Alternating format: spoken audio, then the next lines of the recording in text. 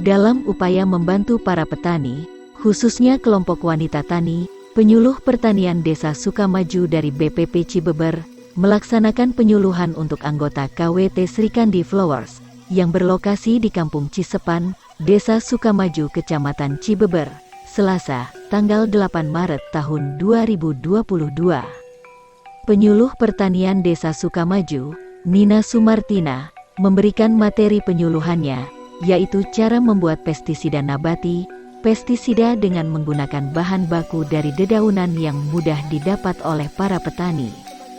Upaya ini dilakukan untuk membantu para petani, khususnya kelompok wanita tani yang dibina BPP Cibeber, menghadapi kesulitan untuk mendapatkan pestisida dalam menangani hama, khususnya para petani yang terdampak ekonomi pandemi COVID-19, sehingga daya beli para petani semakin menurun. Sumber daya alam, yaitu daun-daunan. Di antaranya kita membuat pestisida nabati dari daun, ini namanya apa? Daun siasak atau manalika.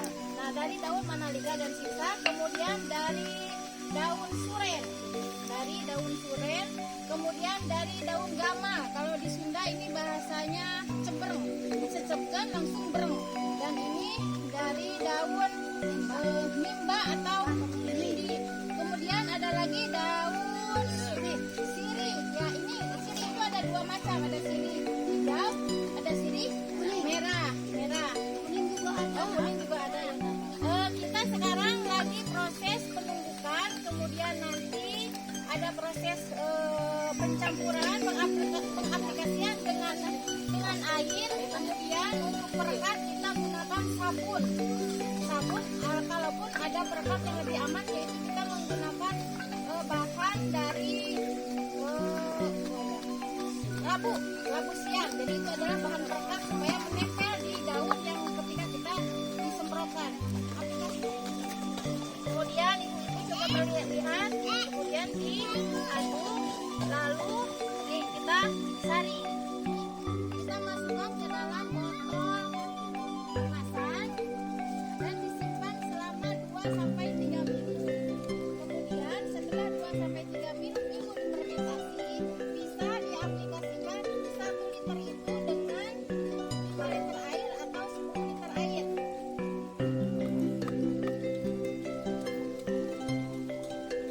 Ini adalah gunanya untuk menyemprot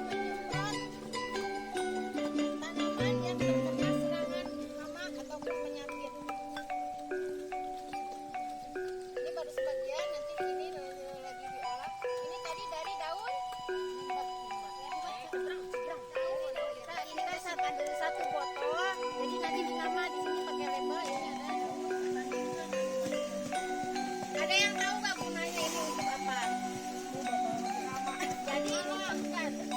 Kalau yang dinamakan bahan alam adalah ramah lingkungan, tidak membahayakan. Kalaupun kita mengaplikasikannya terlalu banyak, tidak akan mengakibatkan kematian kepada tanaman tersebut. Jadi ini dinamakan ramah lingkungan.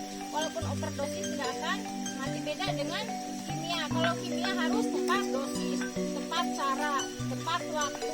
Jadi segalanya harus tepat. Ini pun harus tepat. Tapi jikalau berlebih, tidak akan membahayakan kepada tanaman dan juga tidak akan membahayakan kepada si penyemprot itu sendiri.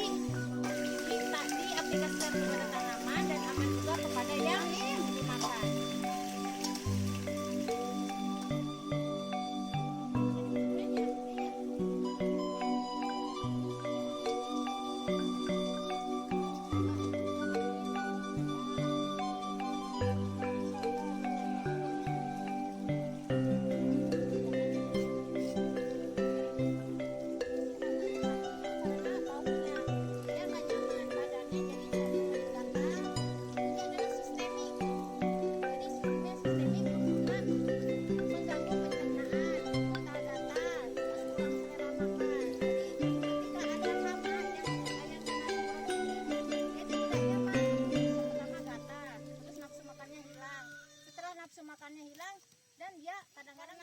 Kepala UPTD Pertanian Cilaku, Wartini, terlihat berada di lokasi, di tengah-tengah para anggota KWT Srikandi Flowers, dalam upaya memantau sekaligus membangun kedekatan emosional dengan para anggota KWT Srikandi Flowers binaan penyuluh pertanian Desa Sukamaju, Nina Sumartina.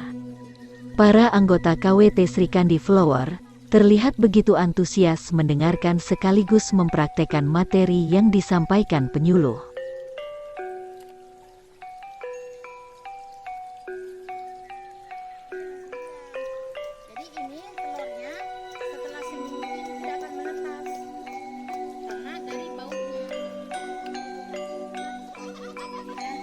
Mempraktekkan pengaplikasian ekstrak dari daun suren yang diaplikasikan ke tanaman jahe yang terserang virus hawar daun.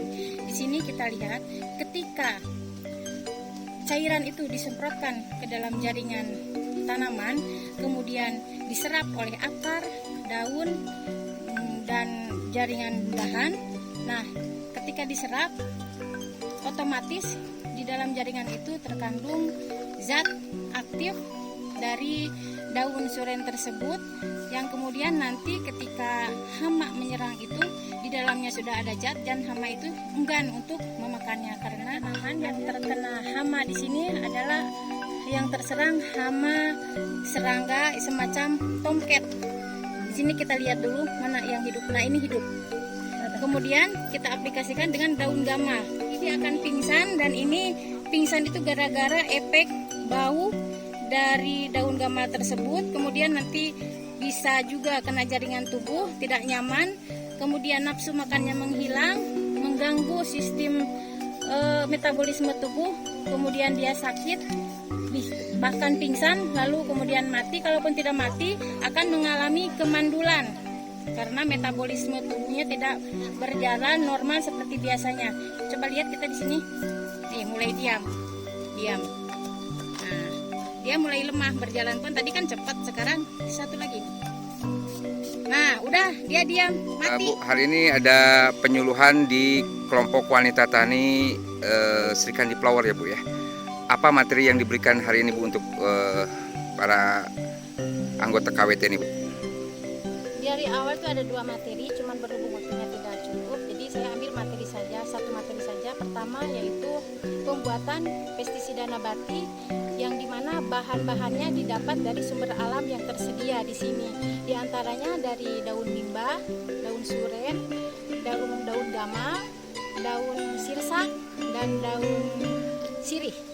Alhamdulillah mereka bisa menyerap dengan cepat karena tidak sulit dalam mengolah, tidak sulit dalam mencari bahan baku, dan tidak sulit juga dalam proses pembuatannya. Jadi sangat mudah, hanya ditumbuk, diaplikasikan dengan air, kemudian dicampur sabun sebagai daya rekat. Ketika ditempelkan, disemprotkan ke tanaman itu, yang membuat perekatnya itu dari sabun. Ataupun kalaupun jika kita mau aman terhadap dari zat-zat kimia dari sabun itu, kita bisa mengaplikasikannya, perekatnya diganti dengan labu siam. Jadi itulah sumber perekat yang diterapkan dan diaplikasikan kepada campuran bahan aktif dari daun-daun tersebut. Baik Bu, secara ekonomi Bu, ketika petani menggunakan pestisida nabati ya dengan kimia, apa perbandingannya Bu? Sangat jauh dan sangat signifikan, di mana di sini zat kimia itu kan sangat berbahaya terhadap manusia, terhadap tanaman tersebut. Kenapa berbahaya? Ketika diaplikasikan kepada tanaman, kemudian overdosis dan tidak tepat waktu, tepat cara, tepat aturan, itu akan membahayakan tanaman tersebut. Utamanya akan membahayakan kepada si penyemprot itu tersebut karena zat kimia yang terhisap. Jadi ketika kita mengaplikasikan dengan menggunakan zat kimia, harus benar-benar terlindungi dari pakaian, pakai masker, pakai sarung tangan. Nah, ketika kita mengaplikasikannya dari bahan dasar alam seperti daun gama, itu tidak akan berdampak apapun terhadap tanaman, akan baik-baik saja. Secara kosnya Bu seperti apa Bu, perbandingannya Bu? Kalau pendapatan itu setelah diteliti, karena ini juga berdasarkan penelitian, RC rasionya itu sangat menguntungkan di atas 1. Karena gini, ketika menggunakan bahan kimia itu biaya produksi sangat melambung. Ketika menggunakan bahan alam, biaya produksi bisa ditekan sampai 50%. Seperti contoh, kita biaya produksinya contohnya 2 juta. Nah, ketika menggunakan bahan alam bisa mengurangi biaya produksi sebesar 50%, jadi 1 juta rupiah.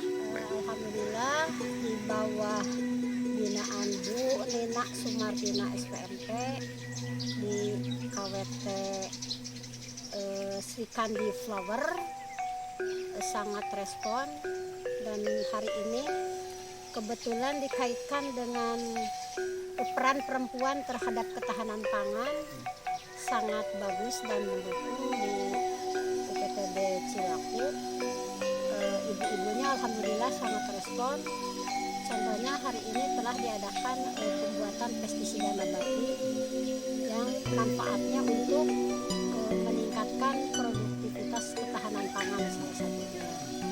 Di antara usaha tani padi khususnya bisa menekan biaya produksi sekitar 50%, dan di sini di sekitar lingkungan KWT Sri Kandi Flower ini banyak tanaman-tanaman yang sangat berlimpah, dan mereka alhamdulillah mau di bawah bimbingan penyuluh memanfaatkan untuk pengendalian hama dan penyakit yang mereka anggap bahwa pestisida itu harus dibeli. Nah, sekarang setelah diberi penyuluhan dan pengarahan oleh penyuluh, alhamdulillah mereka mau melaksanakannya, dan alhamdulillah hari ini sudah dilaksanakan praktek pembuatan pestisida nabati. Baik, Bu, dengan aplikasi ilmu yang diberikan oleh BPP, harapan untuk para petani apa, Bu, dari pihak UPTD, Bu? UPTD sangat mengharapkan dari musim ke musim agar produksi padinya bisa meningkat. Alhamdulillah dan syukur kalau misalkan semakin meningkat itu otomatis kesejahteraan petani juga dapat meningkat juga, insya Allah.